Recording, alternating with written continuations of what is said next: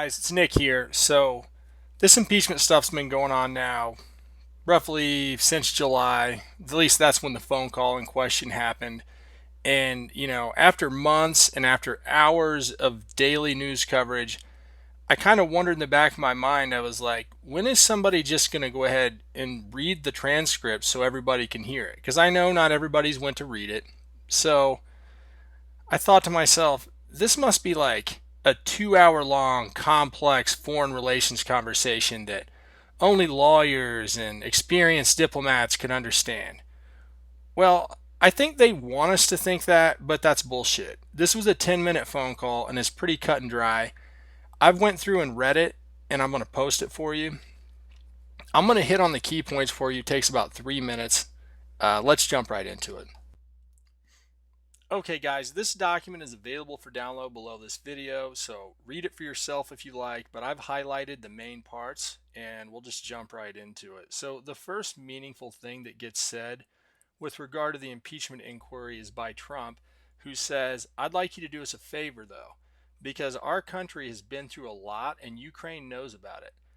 I'd like you to find out what happened with this whole situation in Ukraine. They say CrowdStrike. I guess you have one of your wealthy people, the server. They say Ukraine has it. There are a lot of things that went on, the whole situation. I think you're surrounding yourself with some of the same people. I'd like to have AG Barr call you or your people, and I'd like to get to the bottom of it. As you saw yesterday, that whole nonsense ended with a very poor performance by Robert Mueller, an incompetent performance. But they say a lot of it started with Ukraine. Whatever you can do, it's very important that you do it if that's possible." President Zelensky responds, "Yes, it is very important for me and everything that you just mentioned earlier." So they're kind of on the same page. Zelensky goes on to say, "I guarantee as president of Ukraine that all the investigations will be done openly and candidly. That I can assure you." Trump responds, "Good, because I heard you had a prosecutor who was very good and he was shut down, and that's really unfair. A lot of people are talking about that. And the way they shut down your very good prosecutor, you had some very bad people involved." Trump goes on to say, "The former ambassador from the United States, the woman, was bad news, and the people she was dealing with in Ukraine, they were bad news. So I just wanted to let you know that. The other thing, there's a lot of talk about Biden's son, that Biden stopped the prosecution, and a lot of people want to find out about that." And I had gotten a commitment from Poroshenko and from Yatsenyuk that they would take action against the state prosecutor, and they didn't. So they said they were walking out to press conference. I said, "No," I said, "I'm not going to, or we're not going to give you the $1 billion." They said, "You have no authority. You're not the president." The president said. I said, "Call him." I said, "I'm telling you, you're not getting the $1 billion." I said, "You're not getting the $1 billion. I'm going to be leaving here." And I think it was, 6 hours? I looked, I said, "I'm leaving in 6 hours. If the prosecutor's not fired, you're not getting the money." Well, son of a bitch. Got fired. So whatever you can do with AG Barr would be great. Biden went around bragging that he stopped the prosecution. If the prosecutor's not fired, you're not getting the money. So if you can look into it, it sounds horrible to me. Zelensky says, "I wanted to tell you about that prosecutor. First of all, I understand and I am knowledgeable about this situation." Then Zelensky says, "With regard to that ambassador, as far as I recall, her name was Ivanovich." Ukraine, for example, where there are huge challenges, including, on the issue that we're discussing today of corruption.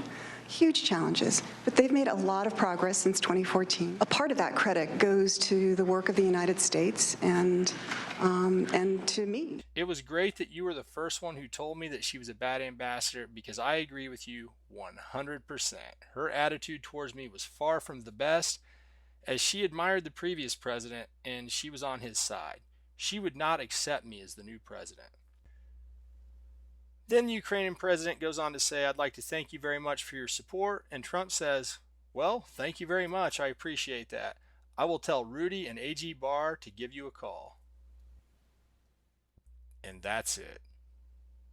So who does it sound like might be stirring up trouble in Ukraine? Do you think maybe it might be this lady? who the Ukrainian president was openly complaining about? Where can we find this quid pro quo that everybody keeps talking about? Is it in here? I don't see it in here. Or maybe it's somewhere else. Take action against the state prosecutor, and they didn't. So they said they were walking out to the press conference. Said, "No," I said, "I'm not going to, or we're not going to give you the $1 billion." Wait, I found it. They said, "You have no authority. You're not the president." The president said, "I said, call him." I said, "I'm telling you, you're not getting the $1 billion." What a dumb fuck. Listen, guys, the biggest mistake that a lot of people are making right now, and this happens all the time, but thinking about this as a Republican Democrat issue or a right versus left issue is wrong right now. This is an issue of a lot of people who are unelected bureaucrats like that ambassador, and I could march out some other people for you, but I'm not going to do it in this video, who have had way more authority to act on their own than they ever should have. And now that they get an outsider that comes in, whether he's a Republican or a Democrat, let's remember that Trump was a Democrat most of his adult life before he ran as a Republican. It's the fact that he's an outsider and he doesn't play ball the way that they're used to playing. So they're going to come after him for shit like this. If you have any doubts about what I've showed you here, I encourage you to read the document that I posted. I encourage you to share this with friends who are skeptical, or just share the document. But if you found this video helpful, I would really appreciate it if you hit the subscribe button right now. And I'm going to have some more videos with some of the documents at the Blaze leak last week that are solid, a lot of them from FOIA requests, and a lot of links to funding for organizations that ambassador I showed earlier, that she was a part of some things that she shouldn't have been a part of. They thought that they were going to accuse Trump of this and that he wasn't going to release this transcript, and he did. Now they have to double down because they've committed to something that frankly doesn't make sense. And when a lot of this stuff comes out, it's going to be a fucking bombshell for these people. Hey, thanks for watching, and I'll see you in the next one.